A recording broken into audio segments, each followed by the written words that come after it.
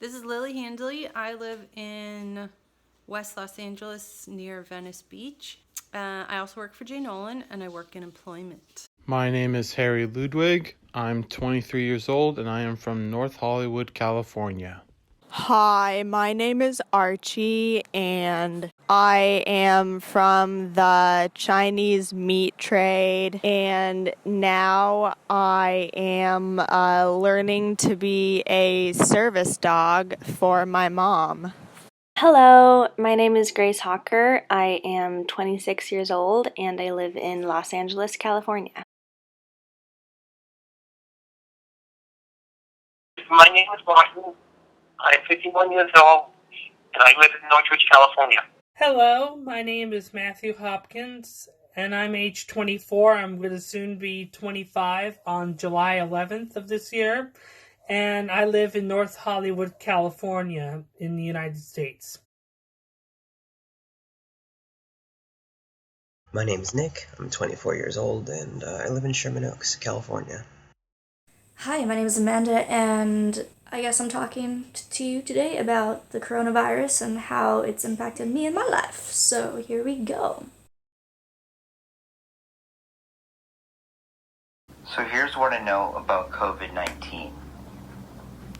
COVID-19, otherwise known as the coronavirus, is a very serious disease. People with the coronavirus may experience cough, fever, tiredness, and difficulty breathing. So in other words, it's not nice. It's very, very serious. It can be often fatal too, so be careful.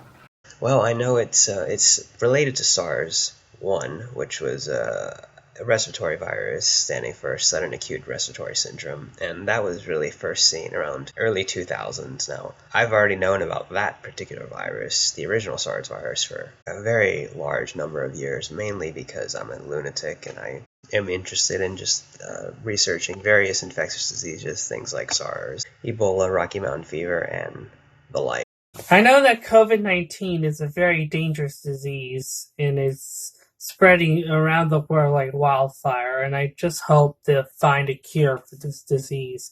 I know it causes bad respiratory system stuff, and also it's like the flu, but is much worse than the flu. That's why I know COVID-19/coronavirus is. I think what I know about coronavirus is that it's a very easily spread virus that attacks some people more than others. And so I think right now what we're doing as a community to keep those people safe and also to help slow the spread so that healthcare workers aren't overwhelmed with the number of people coming to the hospitals for help, I think is really important. And I think it's something that's hard, and that's one thing people have said. It's really hard to stay isolated, but I also think we're all being there kind of in solidarity with each other so that nobody has to really take all the responsibility for this or all the burden. So I hope it kind of wakes up our culture a little bit to how people are really the most important thing, more than money and more than profits, and that we need to kind of refocus ourselves and think about the environment and think about each other, not be so isolated and sort of each person for themselves. But this mentality of thinking about other people, I think, is really positive, even in the scary stuff that's going on. I think that's kind of a light that's shining through. I know that it is a disease, mainly affects people who are old and people who have weaker immune systems, like me. I don't know much about it. All I know is that my mom has to stay home all the time and hang out with me and play with me and train me, and I get to go on walks, so I'm not complaining.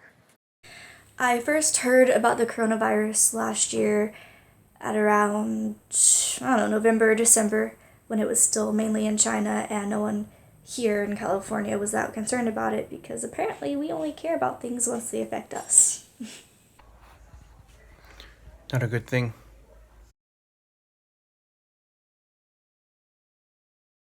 Well, to be honest with you, I first heard about it through the news, and I wanted to believe it was a hoax because, I mean, COVID-19, you come up with that, it doesn't sound real. But then you learn there are deaths related to this COVID-19, and then it becomes surreal. You can't deny it, you can't run away from it. And what I felt about it, then I felt indifferent. I didn't know what to do. But even if I did, I didn't know how to apply anything if I knew something. I don't even remember. I think I first heard about it from my parents. I was freaked out because everyone else was freaked out, and why wouldn't you freak out when everyone else is? I first heard about it around Christmas time, actually, so that would be Christmas of 2019. It didn't seem too scary at the time because it was very small, but really around January, mid-January is where I really started paying some fairly close attention to that, and as a matter of fact, I actually contacted a company regarding some decontamination chemicals, some very high-power stuff. I first heard about it when on the news, and basically my feelings were I just hope they don't close the parks down, like Disneyland and Disney California Adventure, and close every major studio down making films and motion picture stuff, you know. I do not know when I first heard about it. I don't know what my feelings were then. Getting hurt. I'm feeling good. I'm feeling kind of lonely, bored. Well, I'm basically feeling a little bit sad that everything is closed, especially Disneyland and Disney California Adventure Park. And of course, I feel a little bit happy, a little bit sad, mixed in between. But still, I'm enjoying myself watching Disney Plus every day during this quarantine thing. Well, I mean, it's getting bad, really bad. It's getting worse by the hour, so I don't know. I might die. You know, who knows? We'll find out, right? I'm feeling super itchy because my mom makes me wear this thing called a gentle leader, and it has a strap for your nose.